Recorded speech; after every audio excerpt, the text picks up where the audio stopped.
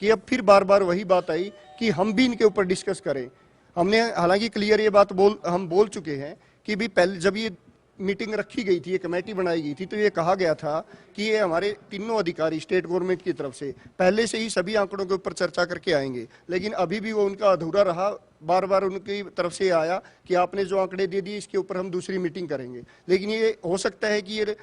इस मामले को लंबा खींचने का कुछ हो या हमारे आंदोलन को प्रभावित करने का हो। इसलिए हमारा निर्णय यही है, आज हमने क्लियर भी कर दिया कि हमें ओल्ड पेंशन स्कीम ही चाहिए, और वो स्टेट गवर्नमेंट किस तरह देगी वो स्टेट गवर्नमेंट को सोचना है। रही बात बार बार ये फाइनेंशियल बर्डन की बात, वो क्लियर है कि फाइनेंशियल बर्डन इसके ऊपर नहीं है। जो आज से 10 या 20 साल पहले फाइनेंस स्टेट कॉर्पस का जितने परसेंट ओल्ड पेंशन स्कीम के ऊपर खर्च किया जा रहा था, आज भी लगभग उतना ही, 1-2% ऊपर नीचे बदलाव है, तो इतना ज्यादा बर्डन का कोई विषय है ही नहीं इसके अंदर।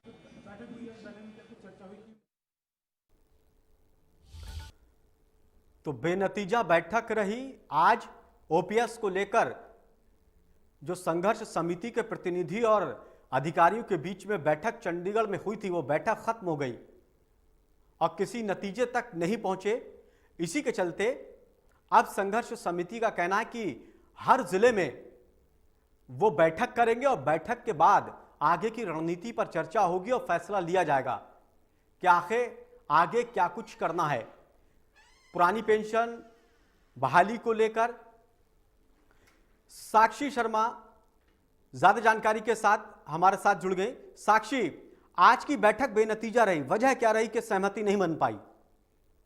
जी बिल्कुल, देखिए पिछले दिनों जो प्रदर्शन किया था सभी कर्मचारियों ने ओपीएस लागू करने को लेकर, इसके बाद सरकार ने एक 3 सदस्यीय कमेटी बनाई थी और इस 3 सदस्यीय कमेटी के साथ आज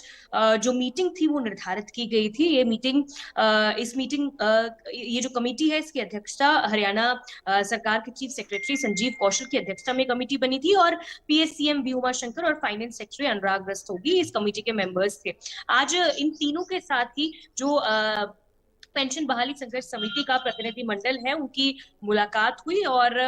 मुलाकात के बाद जिस तरह प्रतिनिधि मंडल ने जानकारी दी, उन्होंने बताया कि सरकार की आंकड़ों को लेकर पूरी तरह से तैयारी नहीं थी, बल्कि जो संघर्ष समिति के लोग हैं वो आंकड़ों पर पूरी तरह से तैयारी कर गए थे और मीटिंग में कहीं ना कहीं अधिकारी एनपीएस के फायदे ही कर्मचारियों को समझाते रहे, लेकिन कर्मचारियों ने सरकार के अधिकारियों को दो टोक के साफ कह दिया कि हम ओपीएस ही चाहते हैं, ओपीएस से हमारी सोशल सिक्योरिटी है और ओपीएस को ही लागू किया जाए, इससे बहुत ज्यादा फर्क नहीं पड़ेगा। और वही सरकार जितनी मीटिंग्स के लिए उन्हें बुलाना चाहती है वो हर मीटिंग पर हाजिर होंगे और हर मीटिंग पर अपना पक्ष आकर रखेंगे, उन्हें कोई दिक्कत नहीं है। जितनी मीटिंग सरकार को करनी है कर ले, उनका साफ है ये कहना, लेकिन वो ओपीएस लागू करवा कर ही मानेंगे। आज भी जो मीटिंग हुई बेनतीजा रही, क्योंकि कर्मचारियों ने कहा कि सरकार अभी भी एनपीएस पर ही फोकस कर रही है, लेकिन वो ओपीएस चाहते हैं और इसीलिए अब अपनी राष्ट्रीय कार्यकारिणी के साथ भी वो अगली रणनीति को तय करेंगे और पूरे प्रदेश में, हरियाणा में हर जिले में अपना जो उनकी जो जिला स्तरीय इकाइयां साक्षी, हैं देखिए समिति की तरफ से जो प्रतिनिधि मंडल गया था उन्होंने तो अपनी बात रखी, आगे की रणनीति को लेकर करेंगे, लेकिन क्या जो सरकार की तरफ से अधिकारी मौजूद थे इस बैठक में, क्या किसी से कोई बातचीत हुई? उनका क्या कुछ कहना है इस मामले को लेकर, या भी कोई संपर्क नहीं हो पाया उनसे?